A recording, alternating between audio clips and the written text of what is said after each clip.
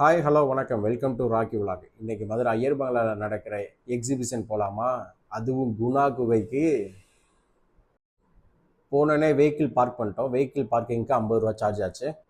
Vehicle park பண்ணக்கு அப்படியே ஆப்போசிட்டில் தான் டிக்கெட் வாங்குகிற கவுண்டர் இருக்குதுன்னு சொன்னாங்க. ஸோ டிக்கெட் வாங்குறதுக்காக நாங்கள் போனோம். போகும்போதே குணா கேவை நல்லா சுற்றி பார்த்துட்டே போனோம். வெளியே இருந்து பார்க்க நல்லா இருக்குது, உள்ளே எப்படி இருக்குமோ அப்படின்ற ஒரு மைண்ட் தாட்டில் தான் நான் போயிட்டு இருந்தது. போகும்போதே டைனோசர்ஸ்லாம் பார்த்துட்டு அது ஒரு ஜாலியாக இருந்தது. பக்கத்தில் டிக்கெட் கவுண்டர் வந்துட்டோம். இங்கே ஒரு ஆளுக்கு 120 ரூபா சார்ஜ் பண்ணுறாங்க. இது 4:30 மணிலேருந்து 9:30 மணி வரைக்கும் நடக்குது. 3 வயசுக்கு மேலே இருக்க குழந்தைங்களுக்கும் சேம் சார்ஜ் தான். டிக்கெட் வாங்கிட்டு அதோட உள்ளே போக ஆரம்பிச்சிட்டோம். குணா கேவ் எப்படி இருக்க போதோ என்ன இருக்க போதோன்னு என்கிட்ட சொல்லி சிரிச்சிட்டே தான் உள்ளே போயிட்டு இருந்தேன். போகிற பாதையில் கம்பியில் அந்த குணா கேவில் எப்படி எல்லோ க்ரீனில் இருக்குமோ அதே சேம் பெயிண்ட் படிச்சிருந்தாங்க. அதை பார்க்கும்போதே ஓகே, கொஞ்சம் குணா கேவ் மாதிரியே ட்ரை பண்ணியிருக்காங்க அப்படின்னு தெரிய ஆரம்பிச்சிச்சு. அப்புறம் கொஞ்சம் பக்கத்துலேருந்து அந்த குரங்கு டமாரா அடிக்கிறதெல்லாம் பார்த்துட்டு மூவ் பண்ண ஆரம்பிச்சிட்டோம். ஒரிஜினல் செடிகள் தான் வச்சுருந்தாங்க 2 சைடும் நடக்கும்போது. அது கொஞ்சம் நல்லா இருந்தது. டம்மியை பார்க்குறதுக்கு ஒரிஜினல் செடி, ஒரிஜினல் ஆலமரம் அது வேறுன்னு நான் நினைக்கிறேன். அதெல்லாம் அங்கங்கே வச்சுருந்தாங்க. எல்லாமே ஒரிஜினலாக வச்சுருந்தாங்க. அங்கங்கே பிளாஸ்டிக் அந்த இது வச்சுருந்தாங்க. எதுனா அந்த கேவ் அந்த தொட்டு பார்க்குற மாதிரிங்க அந்த லைனில் இருக்கிறது ஃபுல்லாக அந்த பிளாஸ்டிக் வாடக்கூடாது அப்படின்றக்காக. மற்றபடி பூந்தொட்டி அந்த வேர் எல்லாமே வந்து ஒரிஜினல் தான். க்ளோஸ்அப்பில் காட்டுறேன் பாருங்கள், இது எல்லாமே ஒரிஜினல் தான். அந்த ஒரிஜினல் பார்க்கும்போது அது நல்லா இருந்தது. பரவாயில்ல, நல்லா இருக்கே, ஒரிஜினாலிட்டியாக கொஞ்சம் ட்ரை பண்ணியிருக்காங்களே அப்படின்னு. பட் அந்த மரம் வந்து சும்மா டம்மி தான், ஃபேக்கான மரம் தான், ஒரிஜினல் மரம்லாம் கிடையாது. நாங்கள் போயிருந்தது சண்டேன்றனால ஓரளவுக்கு கூட்டம் வர ஆரம்பிச்சது. அவுட்டர் லேயர் பார்க்கும்போதே என்னமோ நினச்சி போனோம். ஆனால் அந்த ஒரிஜினல் கேவ் அளவுக்கு நல்லா ட்ரை பண்ணியிருக்காங்கன்ற ஒரு திருப்தியோடு தான் பார்த்துட்டு ரசிச்சுட்டு போயிட்டு இருந்தேன். கொஞ்சம் தூரம் வாக் பண்ணி வந்ததுக்கப்புறம் அந்த குணா கேவோட என்ட்ரன்ஸுக்கான பகுதியை நெருங்கிட்டேன். அது மேலே குணா கேவ்னு போட்டிருந்தாங்க, அந்த ஹாரர் தீம் மாதிரி இருந்தது. இதுதான் அதோட என்ட்ரன்ஸ் ஆகும்போதே ஸ்ட்ரெயிட்டாக தான் கண் போச்சு. Devil's kitchen எழுதியிருந்துச்சு. ஆஹா, அவ்வளோதான், அந்த சாத்தானின் சமையல் அறைக்குள்ளே உள்ளே போயிட்டுருக்கோம்.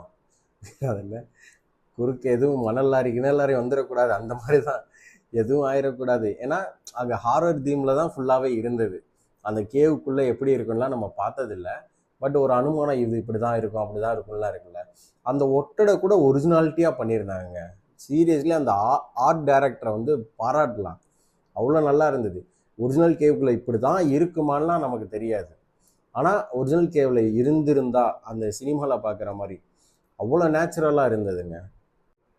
அந்த மஞ்சுமல் பாய்ஸில் பார்த்த மாதிரி கேவுக்குள்ளே அங்கங்கே லெட்டர்ஸ்லாம் எழுதியிருந்தாங்க. அதை பார்த்துட்டு போயிட்டு இருந்தோம்.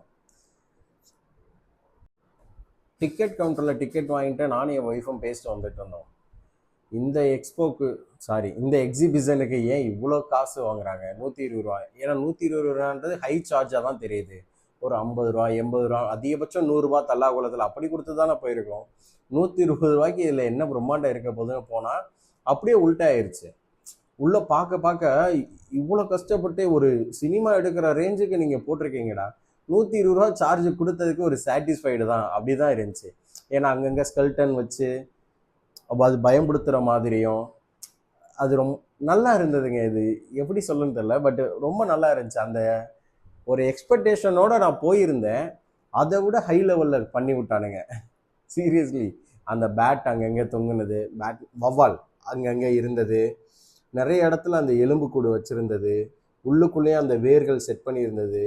இந்த மாதிரி சின்ன சின்ன நுணுக்கங்கள் நல்லா இருந்தது. ஆனால் ஒன்று அந்த கேவுக்குள்ளே எவ்வளோ ஹீட் இருக்கும்னு நமக்கு தெரியாது. ஆனால் இந்த ஒரு டம்மி கேவுக்குள்ளே பயங்கரமான ஹீட் இருந்தது. கொஞ்சம் அங்கே ஏதாவது ஒரு ஏசியோ ஃபேனோ வச்சுருந்துருக்கலாம், அவ்வளோதான். மற்றபடி வேற ஒன்றும் இல்லை. பயங்கரமாக வேர்க்க ஆரம்பிச்சிருச்சு. அந்த போன ஒரு 2 நிமிஷத்துலேயே வந்து பயங்கரமாக வேர்க்க ஆரம்பிச்சிருச்சு. அதுக்கப்புறம் உள்ளுக்குள்ளே அந்த மஞ்சுமல் பாய்ஸோட அந்த குட்டட்டா ஏடா லூசடிக்கடா அந்தன்ற மாதிரி ஒரு மியூசிக் வந்து கொஞ்சம் பயன்படுத்துகிற மாதிரி அது போட்டுட்டு இருந்தாங்க. அது வேணால் நீங்கள் கேட்டு பாருங்கள்.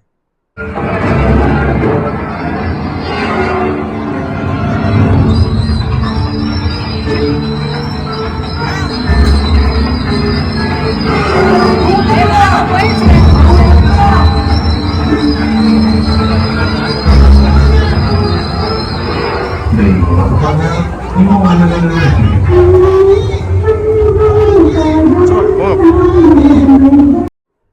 கேட்டிங்களா? அந்த பறவைகள் கத்துறது, பாட்டு போடுறது, அந்த குட்டட்டா சொல்கிறது, இதெல்லாம் ஒரு டிஃப்ரெண்ட்டாக இருந்தது. அப்படியே கொஞ்சம் தூரம் போனோம்னா ஒரு ஆர்டிஃபிஷியல் வாட்டர் ஃபால்ஸ். இப்போ கேவ்ல அங்கங்கே தண்ணி தேங்கி தண்ணி விழுகிற மாதிரி அந்த மாதிரிலாம் இருக்கும் அப்படின்ற மாதிரிலாம் பண்ணியிருந்தாங்க. அதுவும் பார்க்குறதுக்கு நல்லா இருந்தது. அதுக்கு ஒரு ரெட் கலர் தீம் லைட் போட்டுட்டு அங்கே நிறைய பேர் ஃபோட்டோஸ் வீடியோஸ் எடுத்துகிட்டு இருந்தாங்க. அது பார்க்க நல்லா இருந்தது. அப்படியே இந்த அருவியை கொஞ்சம் பார்த்து முடிச்சுட்டு அந்த அருவியை கடந்து உள்ளே போயிட்டு இருந்தோம். ரொம்ப க்ரௌடு இருந்தனால ஃபோட்டோஸ் வீடியோஸ் நாங்கள் எதுவும் பக்கத்தில் போய் எடுத்துக்கல. ஏன்னா எங்கள் பாப்பா வேறு இருந்தது. அவள் கொஞ்சம் ஒரு ஃப்ரஸ்ட்ரேஷன், அது ஒரு யோசிச்சிடக்கூடாதுன்னு நாங்கள் போய் ஃபோட்டோ வீடியோ எதுவும் எடுத்துக்கல. அந்த ஆர்டிஃபிஷியல் அருவியை தாண்டினோன்னே லெஃப்ட் சைடில் ஒரு லைன் ஸ்டாச்சு இருந்தது. அந்த ஸ்டாச்சு பார்க்குறதுக்கு நல்லா இருந்தது. அந்த சிங்கம் ஸ்டாச்சுக்கு அப்படியே ஆப்போசிட்டில் வந்து அந்த மஞ்சுமல் பாய்ஸில் சுபாஷை காப்பாற்றுற மாதிரி அந்த கயர் வச்ச செட்டப் ஒன்று இருந்தது. அதில் வந்து குழிக்குள்ளே இறங்கி இந்த சைடு இருந்து இழுக்கிற மாதிரி எடா மோனே லூஸ் அடிக்கடா அப்படின்னு அதெல்லாம் பார்க்க ஒரு மாதிரி ஜாலியாக நல்லா இருந்தது.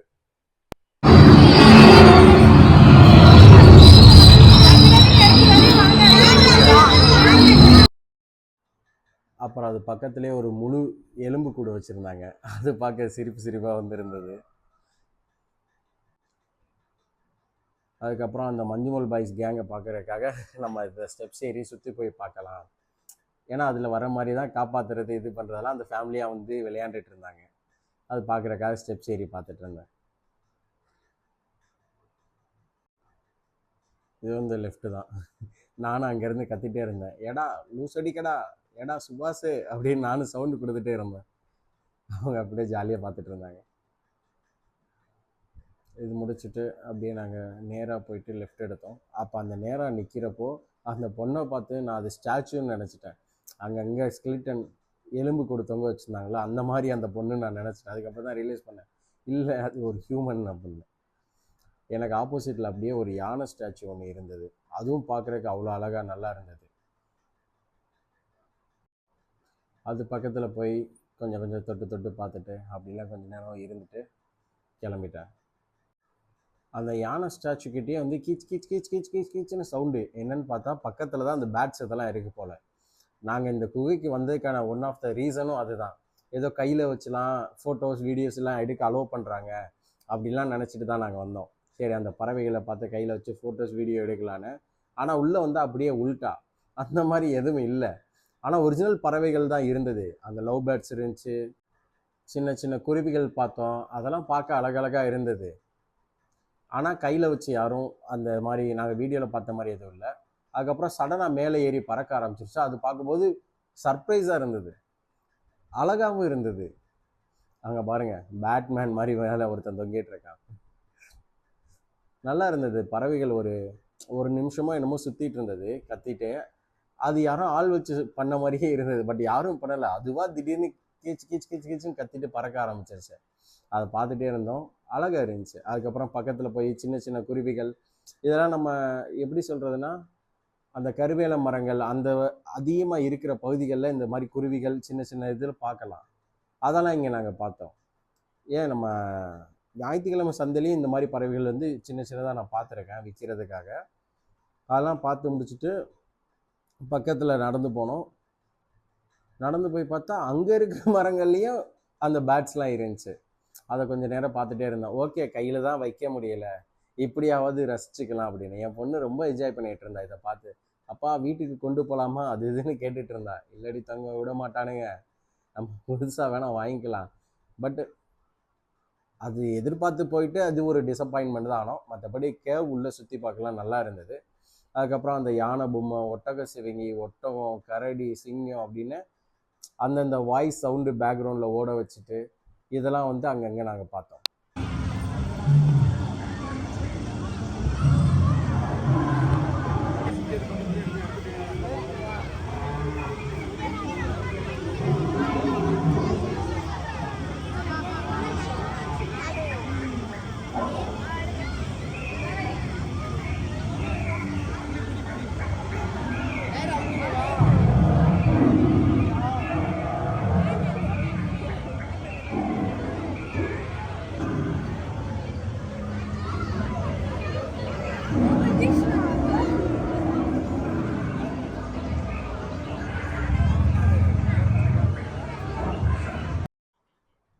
ஒட்டக சேவிங்க பக்கத்தில் அந்த ஆதி மனிதன் மலைவாழ் ட்ரைபல்ஸ்னு வேணால் சொல்லலாம், அவங்க ஸ்டாச்சு எல்லாமே அழகாக இருந்ததுங்க.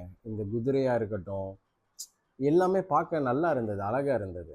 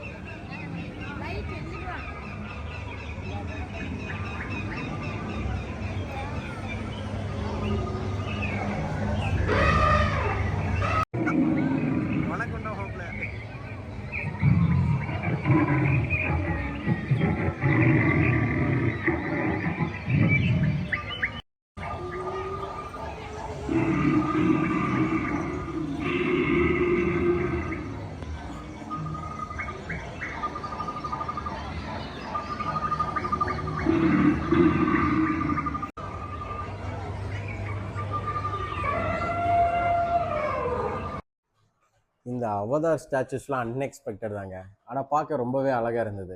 எல்லாமே நல்லா பண்ணியிருந்தாங்க. இந்த கங்காருவாக இருக்கட்டும், எல்லாமே நல்லா இருந்தது. ஒட்டக சிவிங்கி அது தலையாட்டுறது எல்லாமே பார்க்க ஒரு திருப்தியாக இருந்தது. குழந்தைங்களை கூட்டி போனால் அவங்க இன்னும் என்ஜாய் பண்ணுவாங்க. ஆனால் இந்த போர்ஷன் மட்டும் குழந்தைங்க என்ஜாய் பண்ணுறதுக்கு இல்லை, குழந்தைகளை என்ஜாய் பண்ண வச்சு நம்மளை துன்புறுத்துறதுக்கான போர்ஷன். ஏன்னா இங்கே தான் எல்லா திங்ஸும் விற்கிற இடம். வழக்கமாக எல்லா பொருட்காட்சியிலும் இருக்க மாதிரி தான், எதை எடுத்தாலும் 10 ரூபா, எதை எடுத்தாலும் 20 ரூபா, அந்த மாதிரி தான் ஃபுல்லாக இருந்தது. நாங்கள் பெருசாக ஒன்றும் பர்ச்சேஸ் பண்ணுறதுக்காக போகல, நம்ம போனதை என்ஜாய் பண்ண, இது நமக்கான வேலை இல்லை. இருந்தாலும் என் பொண்ணு எல்லாத்தையும் கேட்டு அடம் பிடிச்சா. பட் நம்மளால் எல்லாத்தையெல்லாம் வாங்கி தர முடியாது. ஏன்னா அவன் கேட்குறது எல்லாமே எனக்கு அது வேணும், இது வேணும், அங்கே இருக்க எல்லாத்தையும் கேட்குறா. இதுதான் கேட்குறா, அதுதான் கேட்குறான்லாம் இல்லை, எல்லாத்தையும் கேட்டா. பட் எல்லாம் வாங்க முடியாதுப்பா அப்படின்ட்டு அந்த கன் பபுள் மட்டும் நான் வாங்கி கொடுத்துட்டு போயிட்டு இருந்தேன். ஆனால் கம்பல்சரியாக கர்ச்சீஃப் கொண்டு போயிருங்க, பயங்கரமாக வேர்க்குது, முடியலை. இல்லை ஒரு டவல் கொண்டு போயிருங்க. சின்ன சின்ன கேம்ஸ் இருந்தது, அந்த பழைய 90s முட்டாயின்னு சொல்லி ஒரு பெரிய ஷாப் இருந்தது, எல்லாமே பார்த்துட்டு போனோம். நாங்கள் பெருசாக ஒன்றும் பர்ச்சேஸ் பண்ணிக்கல. செப்பல்ஸ்லாம் ரேட் கம்மியாகவே இருந்தது, பட் யாரும் இதை யூஸ் பண்ணாதீங்க, காலுக்கு அஃபெக்ட் தான் ஆகும். ரொம்ப லோ குவாலிட்டி செப்பல் போட்டால் கால் பெயின் வருங்க, அதுக்கு தான் சொன்னேன். அதை தாண்டி போனால் கம்ப்யூட்டர் ஜோசியம்லாம் இருந்தது, பார்க்கலான்ற ஐடியா தான். பட் நமக்கு பெருசாக அதில் ஒன்றும் உடன்பாடு இல்லை. கீச்செயின் கடைகள் இந்த மாதிரி டிப்பிக்கலாக ஒரு எக்ஸிபிஷனில் என்னெல்லாம் இருக்குமோ அது எல்லாமே இருந்தது. ஹல்வாவில் நிறைய வெரைட்டி வச்சுருந்தாங்க, கேரளா ஹல்வான்னு போட்டிருந்தது. ஃபீமேல் ஹேண்ட்பேக்ஸ் எல்லாமே 199 போட்டிருந்தது. குவாலிட்டி பூரா தான் இருக்கும், பட் 199 எல்லாமே. ஊட்டி ஸ்பெஷல் அப்பளம், 80s 90s மிட்டாய், இது எல்லாமே அங்கே வச்சுருந்தாங்க. அது பக்கத்தில் எந்த பொருள் எடுத்தாலும் 10 ரூபா, அந்த கன் பபுள் இதெல்லாம் இருந்தது. அதை தாண்டி உள்ளே போனால் அவ்வளோதான், ஃபுட் கோர்ட்டு ஃபுல்லாக எல்லா எக்ஸிபிஷன்லேயும் பார்க்குற மாதிரி ஐஸ்கிரீமு, அது என்ன மிளகா, டெல்லி அப்பளம், பஞ்சு மிட்டாய், ஸ்வீட் கார்னு, மசால் பூரி, பானிபூரி, சமோசா, இன்னும் எக்கச்சக்கமாக சொல்லிட்டே போகலாம். அந்த மிளகா பஜ்ஜியை ஏதோ கோவிலில் மாலை தொங்க போட்டிருக்க மாதிரிலாம் தொங்க போட்டிருந்தாங்க. டெல்லி அப்பளம் தவிர மற்றதெல்லாம் சுமாரான டேஸ்ட்டு தான் இருந்தது, ரொம்ப சூப்பராலாம் இல்லை. அதுக்கப்புறம் அதை சாப்பிட்டு முடிச்சுட்டு ராட்டினம் சுற்றலான்னு சொல்லி கிளம்பிட்டோம். என் பொண்ணுக்கு அங்கே பக்கத்தில் இருந்த ஒரு ட்ரெயின் பார்த்துட்டு ரொம்ப ஆசை, அதில் போகணும்னு. எனக்கும் சின்ன வயசுலேருந்து இந்த ட்ரெயினில் போகிறதுக்கெலாம் ரொம்ப ஆசை தான். அதனால் இருமா நான் கூட்டி போகிறேன் அப்படின்ற மாதிரி நான் சொல்லிவிட்டு ஒவ்வொரு ராட்டினமாக பார்த்துட்டு அந்த ட்ரெயினுக்கு நாங்கள் பக்கத்தில் வந்தோம். இது 100 ரூபாய், எல்லா ராட்டினத்துக்கும் ஒரே காஸ்ட்டு தான். அதில் டிக்கெட்லாம் எடுத்துகிட்டு நாங்கள் மேலே ஏறி போய் உட்காந்துட்டோம். என் பொண்ணை நான் முன்னாடி உட்கார வச்சுட்டு நான் பின்னாடி உட்காந்துக்கிட்டேன். ஏன்னா இது ரொம்ப ஸ்லிப்பரியாக இருந்தது. ஸோ மூவிங்கில் பெண்டு அதெல்லாம் வந்து படக்குன்னு திருப்பினனால நான் வந்து சேஃப்டியாக பிடிச்சிக்கணுன்றனால முன்னாடி உட்கார வச்சு நல்லா சேஃபாக பிடிச்சிக்கிட்டேன். அதை முடிச்சுட்டு பக்கத்தில் வந்தோம். இந்த ரொட்டேஷன் ராட்டினம் வந்து ரொம்ப ரிஸ்கியாக இருந்தது. ஒரு மாதிரி தலையெல்லாம் சுற்றிருச்சு. அதை முடிச்சுட்டு இந்த சீசான்னு சொல்லுவாங்களே, ஏற்றம் இறக்கம், இது நாங்கள் போகலை, பார்த்தோம். அந்த ரொட்டேஷன் அடிக்கிற மேலே கீழே அந்த பெரிய ராட்டினம் இருக்குது பாருங்கள், இது டிப்பிக்கலாக நம்ம தல்லாகுளம்ல எப்போ போனாலும் போகலாம் அந்த ராட்டினம். அதுக்கப்புறம் என் பொண்ணு கொஞ்ச நேரம் அந்த குதிக்கிற மாதிரி குழந்தைங்களுக்கு இருக்குல்ல, அதில் விளையாண்டுட்டு இருந்தா. அது விளையாண்டு முடிச்சுட்டு வெளியே வந்தோன்னே இந்த ராட்டினம் முடிச்சுட்டு நாங்கள் வெளியே கிளம்பிட்டோம். அந்த எக்ஸிட் போகிறதுக்கு முன்னாடி என் பொண்ணுக்கு அந்த கண்ணில் பப்புள் விடுறது வந்து கன்னை வச்சு ப்ரெஸ் பண்ணால் அது பபுளாக வரும்ல, அது வாங்கி கொடுத்துட்டு போனோம். அதுவும் 100 தான். ஓகே, எதுவும் வாங்கி தரல, இதையா வாங்கி தரலாம், வாங்கி கொடுத்தோம். அந்த பபுள் விற்கிறதுக்கு அப்படியே ரைட் சைடில் பார்த்தோன்னா குழந்தைங்களுக்கு பாலூட்டும் அறைன்னு சொல்லி தனியாக இருந்தது. யாராவது பேபிஸ் பால் குடிக்கிற ஸ்டேஜில் இருந்தீங்கன்னா எக்ஸிட் ஆகிற இடத்துக்கிட்ட இது இருக்குது. அவ்வளோதாங்க இந்த சின்ன வீடியோக்கு. பிடிச்சிருந்தா சப்ஸ்கிரைப் பண்ணுங்கள்.